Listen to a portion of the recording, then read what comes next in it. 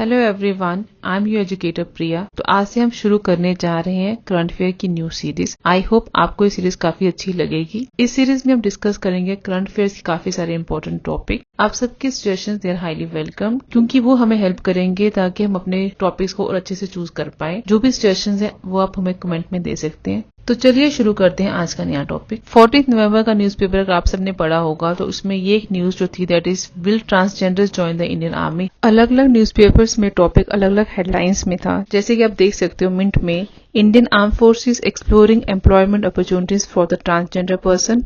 अगर हम डेक्कन हेराल्ड देखें, discussion on study group form over entry of transgenders in the Indian army. और Firstpost में था will India become a part of the 19 country club that allows transgenders in the military. तो आज हम इसी topic को discuss करेंगे in our new series current affairs chronicles navigating the present. According to the Indian Express report, Indian Armed Force is looking at the possible recruitment of transgenders in the services, and for this purpose, a study group has been formed, which will discuss the implications of such a move and the way forward for such implications in the defense services. So दोस्तों क्या किया गया, एक study group को बनाया गया है जिसका मेन फंक्शन रहेगा वो स्टडी करेगा implication of such a move. Such a move means recruiting the transgender person in the Indian army. वो स्टडी करेगा अगर ट्रांसजेंडर्स को इंडियन आर्मी में इन्वॉल्व किया जाता है तो उस सब के इम्प्लीकेशंस क्या रहेंगे और क्या सब चैलेंजेस इन्वॉल्व है इसके साथ। अगर हम करंट स्टेटस की बात करें तो नाइदर ट्रांसजेंडर्स नॉर होमोसेक्सुअल जो है they are accepted in the Indian army. But अगर इंडिया परमिट करता है recruitment of transgender in the service then definitely काफी ह्यूज स्टेप होगा towards equality. As per the Indian Express report काफी सारे suggestions receive हुए हैं और मोस्टली सारे सजेशन इंसिस्ट करते हैं कि अगर ट्रांसजेंडर्स को इंडक्ट भी किया जाता है सर्विसेज में then they should not be given any special concession, चाहे concession in terms of training हो, in terms of selection standards हो या इन टर्म्स ऑफ पोस्टिंग हो इन टिपिकल लोकेशंस। काफी सारे आर्मी ऑफिसर्स का ये मानना है कि अगर हमने इन स्टैंडर्ड्स को कम कर दिया, स्पेशल कंसेशंस दे देते हैं इन टर्म्स ऑफ ट्रेनिंग और इनकी स्टैंडर्ड सिलेक्शंस में जो क्राइटेरिया है उनको थोड़ा सा लोअर करते हैं या तो इनकी पोस्टिंग्स हार्ड पोस्टिंग ना दे के सॉफ्ट पोस्टिंग दिया जाता है, तो उस तरह से क्या होगा आर्मी का जो मेन जो एक पर्पस है that is the defence that will be compromise. और आर्मी को सिर्फ हम एज एन एम्प्लॉयमेंट अपॉर्चुनिटी नहीं दे सकते। तो इन स्टैंडर्ड्स को कम करना जो होगा वो कहीं ना कहीं कॉम्प्रोमाइज करना होगा security of the country. But हम इस बात को भी डिनाई नहीं कर सकते कि ट्रांसजेंडर्स को इक्वल राइट है to be inducted in the services. इस वीडियो में आगे हम जानेंगे कि कौन कौन कंट्रीज ने ट्रांसजेंडर्स को इंडक्ट किया है आर्म फोर्सेस में और ये इंडक्शन किस किस ईयर में हुआ है। बट बिफोर दैट हम डिस्कस करेंगे कि अगर इनकी इंक्लूजन होती है इन द इंडियन आर्मी तो उसके क्या प्रॉस रहेंगे और क्या क्या चैलेंजेस है inclusion of the transgenders in the Indian army. So let us first discuss the pros of the inclusion of transgenders. So ये है 4 main important pros of the inclusion of transgenders जो मुझे काफी important लगे। Number 1 is inclusivity and diversity, second is the talent pool, third is the international standards and fourth one is human rights and equality। इसके अलावा भी कुछ pros अगर आपको और important लगते हैं तो आप हमें कमेंट बॉक्स में बता सकते हैं। तो चलो पहले डिस्कस कर लेते हैं इन 4 पॉइंट्स को। फर्स्ट पॉइंट आता है इंक्लूसिविटी एंड डाइवर्सिटी। अगर ट्रांसजेंडर इंडिविजुअल्स को इंडक्ट किया जाएगा आर्मी में तो कहीं ना कहीं ये प्रमोट करेगा इंक्लूसिविटी एंड डाइवर्सिटी। और ये कमिटमेंट जो हमारा कॉन्स्टिट्यूशन हमें प्रोवाइड कर रहा है that is to provide equal opportunities to all the citizens regardless of the gender identity, तो ये उसको फुलफिल भी करेगा। सेकंड आता है टैलेंट पूल एनहांसमेंट। अगर रिक्रूटमेंट होती है ट्रांसजेंडर इंडिविजुअल्स की इन द इंडियन आर्मी तो डेफिनेटली ये इंक्रीज करता है उनका potential talent pool, because among the transgender individuals भी काफी स्किल्ड और हाईली क्वालिफाइड इंडिविजुअल्स हैं जिनकी सर्विसेज ऑब्वियसली बेनिफिशियल होगी for the Indian army. Third point is the international standards. अगर हम बात करें वेस्टर्न कंट्रीज के और इंटरनेशनल ऑर्गेनाइजेशंस को तो they have move head towards the inclusivity in the arm forces, क्योंकि काफी सारे ट्रांसजेंडर इंडिविजुअल्स को ओपनली इंडक्ट किया गया है वहां की आर्म फोर्सेस में। तो अगर हम चाहते हैं अपने आप को अलाइन करना इंटरनेशनल स्टैंडर्ड्स के लिए तो it will definitely enhance the image of the military on the global stage. Fourth point आता है ह्यूमन राइट्स एंड इक्वालिटी। अगर हम ट्रांसजेंडर इंडिविजुअल्स को इंडक्ट करते हैं इन द आर्म फोर्सेस तो definitely we will respect their human rights और promote करेंगे इक्वालिटी। तो ये थे 4 जो मेन प्रॉस जो मुझे इंपॉर्टेंट लगे for the inclusion of transgenders. अब ये होगा नहीं होगा वो तो अभी हम नहीं बता सकते, इन फ्यूचर ही चीजें अनफोल्ड होंगी, बट कुछ ना कुछ चैलेंजेस भी इन्वॉल्व है in the inclusion of the transgenders. So पहले हम डिस्कस कर लेते हैं इन challenges involve in the inclusion of the transgenders in the Indian army. So these are the challenges involved in the inclusion of transgenders in the Indian Army. Number 1 is the logistical challenges. Second is the social acceptance. Third is the unit cohesion. Fourth, medical and fitness standards. And fifth is the public perception. अब हम एक एक करके discuss करेंगे the various challenges which are involved in the inclusion of transgenders in the Indian Army. First challenge जो Indian government को face करना पड़ेगा for the inclusion of the transgender individuals in the Indian Army is the logistical challenges.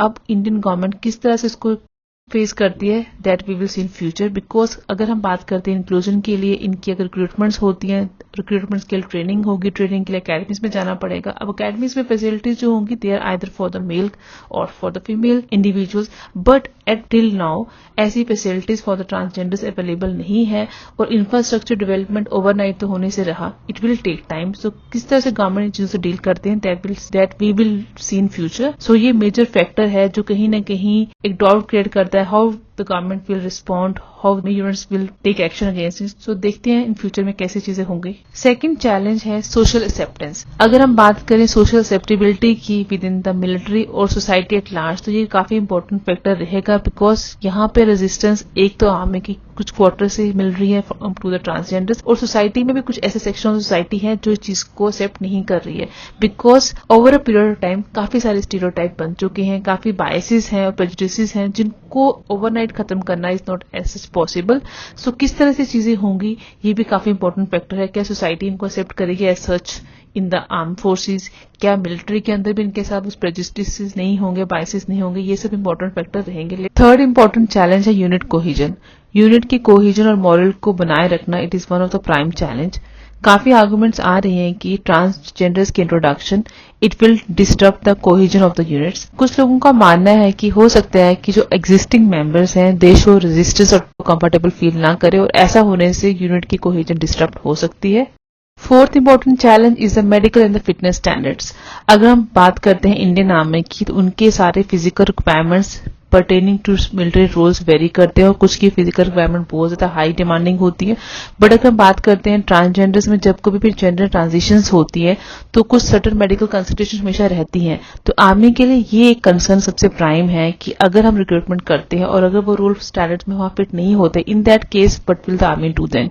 सो ये काफी सारी debate चल रही है regarding the medical and the fitness standards, जो काफी चैलेंजिंग फैक्टर रहेगा for the inclusion of the transgenders in the army. Fifth important challenge is the public perception.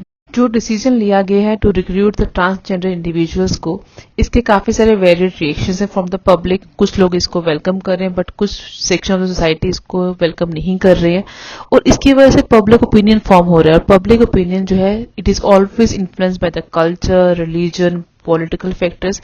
और आर्मी का ये मानना है कि कहीं ना कहीं ये पब्लिक ओपिनियन जो फॉर्मेशन हो रही है ये अल्टीमेटली इम्पैक्ट कर सकती है इनकी मिलिट्री डिसीजन मेकिंग प्रोसेस को, जो कि काफी इंपॉर्टेंट है for the security of the country. तो ये सब फैक्टर्स थे जो चैलेंज कर रहे हैं कहीं ना कहीं कि ट्रांसजेंडर्स की इंक्लूजन आर्मी में होनी चाहिए या नहीं होनी चाहिए.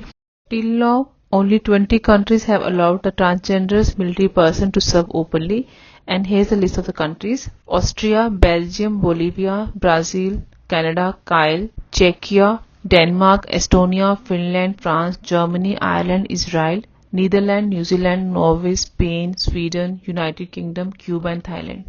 और अगर इंडिया भी इंडक्ट कर लेता है transgenders in the military, then it will also join the small club of countries which are permitting the same. In 1974, Netherlands became the first country to grant transgender people the right to serve in the armed forces. सबसे पहले Netherlands ने 1974 में transgender people को army में induct किया था, और उसके बाद ये ट्रेंड जो कंटिन्यू रहा.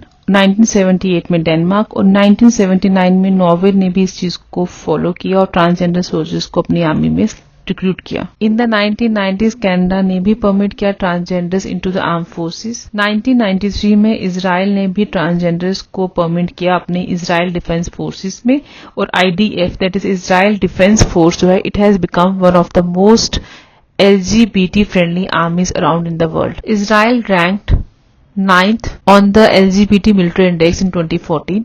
सो एलजीबीटी मिलिट्री इंडेक्स जो है इसको क्रिएट किया गया था पहले Hague centre for strategic studies और ये यूज करते हैं 90 इंडिकेटिव पॉलिसीज एंड ये कहीं ना कहीं इंडेक्स दिखाता है what is the situation of LGBT participation in the arm forces. और भी countries like the UK, France, Germany, Estonia, Finland, Belgium, Austria and Spain इन्होंने भी ज्वाइन किया and they have also made their military trans friendly. 2010 Bolivia became the first South American country to welcome transgender soldier. ये तो बात हुई 19 countries का जो small club है जिन्होंने इंडक्ट किया है ट्रांसजेंडर्स इन द आर्मी। अब हम बात करेंगे व्हाट अबाउट द यूएस कि यूएस में क्या स्टेटस है transgenders in the army. So far as United States of America is concerned, यहाँ पे जो पॉलिसी है ट्रांसजेंडर मिलिट्री सर्विस की, ये पॉलिसी जो है it has been subjected to various change in the recent past. काफी सारे चेंजेस आते रहे, जैसे जैसे गवर्नमेंट चेंज हुई इसमें काफी सारे चेंजेस आए। 2016 ने ओबामा एडमिनिस्ट्रेशन ने अलाउ किया ट्रांसजेंडर इंडिविजुअल्स को to serve openly in the military, but 2017 में ट्रंप एडमिनिस्ट्रेशन ने एक बैन लगा दिया ट्रांसजेंडर इंडिविजुअल्स पे और अल्टीमेटली 2021 में जब बाइडेन फिर से एडमिनिस्ट्रेशन में आए उन्होंने ये ऑर्डर फिर से रिवर्स किया और अल्टीमेटली एट प्रेजेंट जो है transgenders they are serving the US army. In 2019 the transgender person protection of rights act ये पास हुआ था। उसके पास होने के बाद ही जितने भी ऑफिसर्स थे, चाहे बीएसएफ के थे, सीआरपीएफ के थे या एसएसबी के थे, उन सब ने यूनियन गवर्नमेंट से कहा था that they would recruit the transgender person but to the cadre of post of assistant commandant. So Tamil Nadu has appointed India's first transgender police officer in 2015 और Prithika Yashini has become the first transgender to be appointed as a police officer in Tamil Nadu. इतना ही नहीं, Chhattisgarh has also become the first to actively recruit the members of transgender community in the police forces. तो police forces में तो transgenders की recruitment हो रही है, but the point is whether they will be inducted in the arm forces और not. सो ये था आज का टॉपिक। आई होप ये टॉपिक आप सबको अच्छा लगा होगा। अगर ये टॉपिक अच्छा लगे तो प्लीज हमें अच्छा सा फीडबैक दीजिए and do subscribe to the channel. I hope हम ऐसी वीडियोस और भी लाते रहेंगे। तो इस वीडियो को रखते हैं यहीं पर और मिलते हैं आपसे कल एक नई वीडियो के साथ।